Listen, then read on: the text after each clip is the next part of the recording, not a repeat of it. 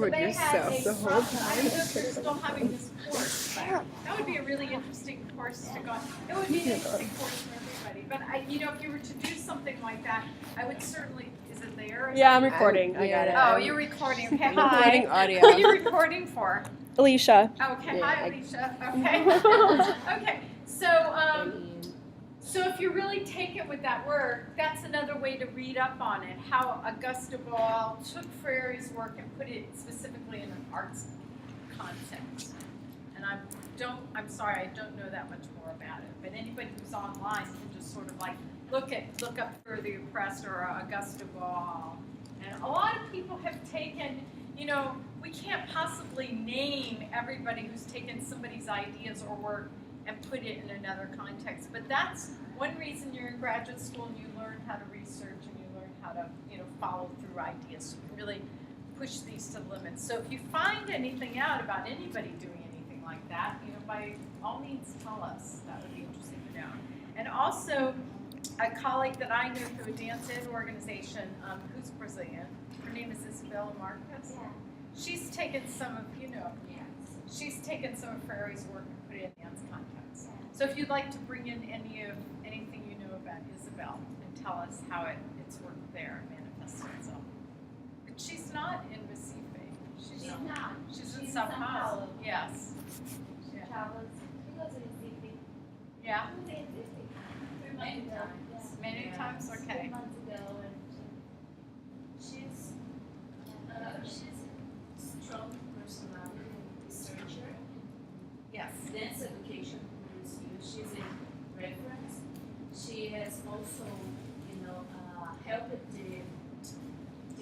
the educational department in Brazil, the government, yes, to develop an artist educational statement, Right. something like that.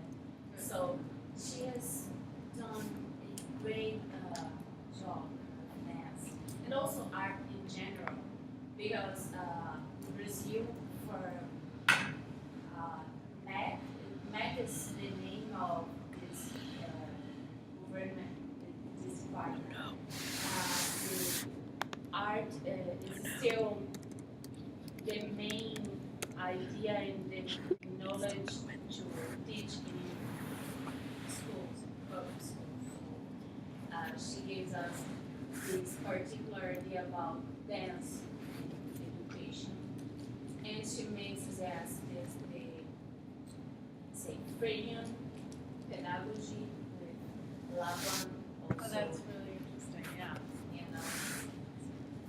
And it's a very complex, theory also. I think she's developed a very But she's making it accessible to children, right? Yes. Yes. So the theoretical ideas may be very complex, but she's made it available in a way that students can really get engaged with the material. Just what's her name again? Isabel Marquez, M-A-R-Q-U-E-C? Yeah. Yeah. M-A-R-Q-U-E-C.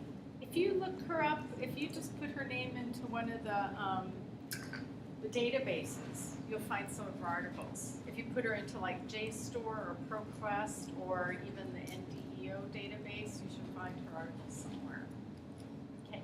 And she was very active in an organization that I'm still active in called Dance and the Child International. She presented a lot at that organization. I think over the years had less and less money to travel. And so she used to travel a lot internationally. I used to teach at Teachers College, and at that time she was traveling a lot internationally, and I would bring her into classes there, but she hasn't traveled that much anymore. So, and I can't, I've never had the money to pay her to come all the way from Brazil to New York, but she was already, close by that we could pay her to come to class.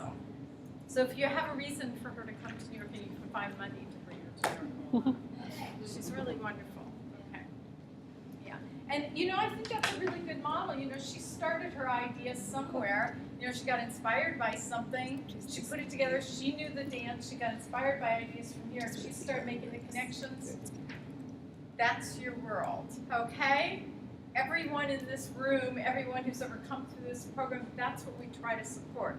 Take ideas, known ideas, take your own passions, places where you want to work, where you're inspired to go you know, be the agent of change, and, you know, if you can go out and do that, that's great. Okay, I can promise you, you're not gonna become rich by it, okay? That's not the goal, okay? But you can find your life's work in that pathway, and that's what's really exciting. And obviously, you wouldn't be here in graduate school in this particular, if making a lot of money were your life's goal. So, you know, we'll just give up that idea right away, okay? Making a living is good, though. Not, you know, we shouldn't do anything for free. Okay, so, going on to today. Here we go. I feel like the most disorganized person today. Okay. Let's talk, oh, but before we do that, okay, so that was Paulo Freire. What about bell hooks? What do you know about bell hooks now? We're going back last No, week, sorry. I know that was a long time ago. Yeah, it was a really long week. Okay, bell hooks. We didn't spend quite as much time on her, Okay, but we talked about how hard it is to talk about race. that's a good conversation. Okay, yes, We started to talk about it. yeah. Instead of- Yeah, no, actually, that's a great conversation, because that's not a conversation that ever has an end. So just starting the conversation is, I think, an accomplishment, okay? And it becomes, you know, that's a fascinating conversation because we are all here, obviously, because we have a commonality of dance. Somewhere we want to be in this world as a dance educator in some fashion, in some form. But we can't ignore the rest of who we are. You know, so there are many conversations that come up, or that don't come up, or that just sit there because nobody knows what to do about it. So better to have them come up. Yes. One thing we didn't really discuss in the talk meeting when we were developing was the feminist aspect of the whole community, and how like she was really influenced by Ferrari, but in one of the things I read, she said that she felt that Ferrari was feminist. Well, he came from a very patriarchal society. Can we say that Brazil is a very patriarchal? It isn't. Okay. I don't think so. I have a misunderstanding. Okay, please correct me. Oh. Okay. Do you think? Say it again, I'm sorry. Is Brazil a patriarchal, very male dominated? Well, now you have a female president. Okay. Yes, yes. Now Brazil has a female president. Is that Yes, correct? yes. Which is unusual. But this is true. You know, this is great. You know, racism, sexism, you know, feminism, all these things, the negatives and positives are things that people sort of like leave, you know, sort of like away. It's better not to bring it up. But in some ways, it's really good information to bring up, and we can bring it up in different ways. I think dance is also really right, you know, place to talk about differences, because we literally, like, we don't strip naked, but we strip down a bit, you know, and we spend time actually sharing each other's sweat. So it's kind of opens up the conversation in a little easier process than it would in sort of a setting like we have here. But you all see each other in other settings where you're a little less formal, right? And that lack of formality allows conversations to open up, you know? So this is a really important thing to think, you know, I know it feels like a really long time ago when I saw you 2 weeks ago, but we talked a little bit about, I might have said something to the effect of, I hope you're here to do more than just teach dance steps, you're here to teach people. And so even though your curriculum is all about, let's say, this type of dance, and this, you know, this is what I want to learn, and this is who I want to, you know, students to be, you're really talking about them to be in the holistic sense. And I know I said something like that, we had a conversation. Well, it is about being with others and talking about how you are with others. So even if you find yourself in a what we might call a pure dance setting, you can't ignore all these other things. And so they're really good things to acknowledge. Yes.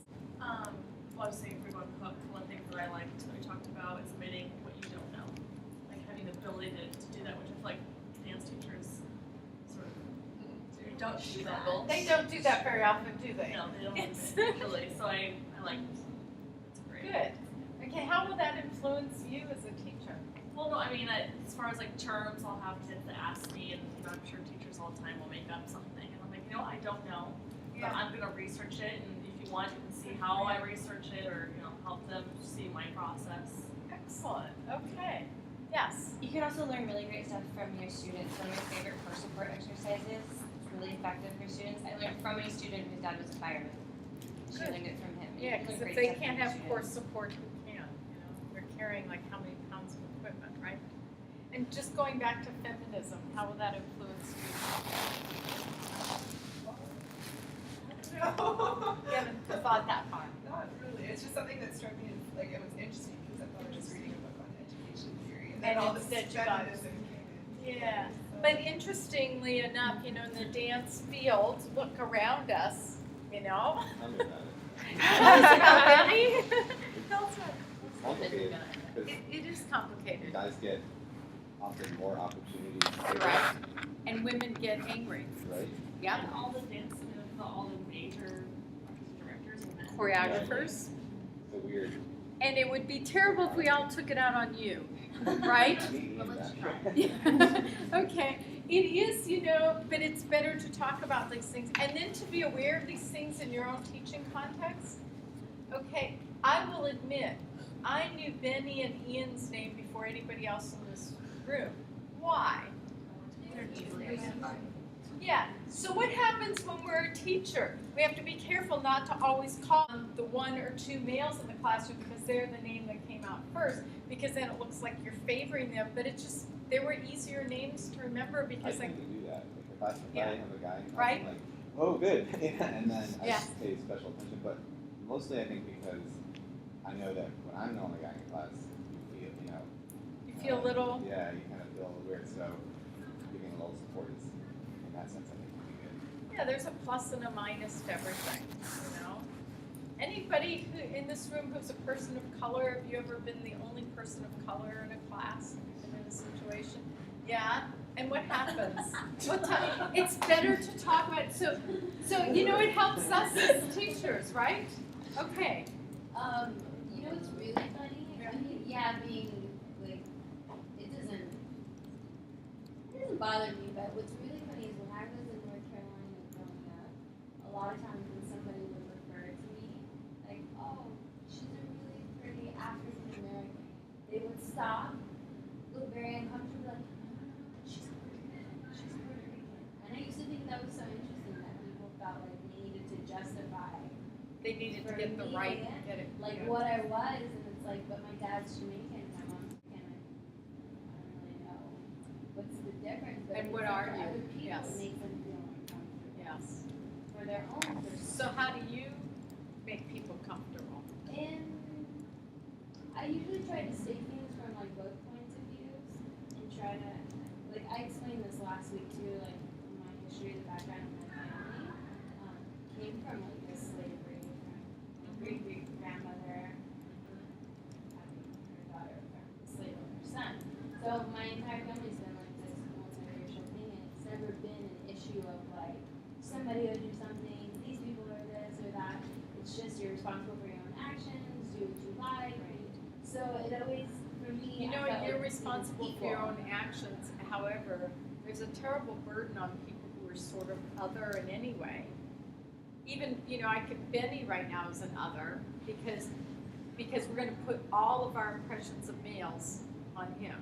Just like people are going to put all their impressions on, you know, take an identity, Puerto Rican, you know, Jamaican, and put on you. So that be careful of your actions. People start to say, okay, is everybody who's Puerto Rican like you? Well, Bella actually talks about Yes. that because she says it's so frustrating how you will have somebody, like for example, from Brazil, and you automatically assume because they're from Brazil, you say, oh, okay, so what's your take on it? And it's like, maybe I've only been to Brazil one time, or maybe I've never been to Brazil, and how would I say? Or, oh, you're Spanish, can you translate that for me? I don't speak Spanish, I'm sorry. Yeah. You know what I mean? I see a hand going up here, but Dana was next. It's funny that you asked that question because whenever this comes up, I never feel like I've been the only person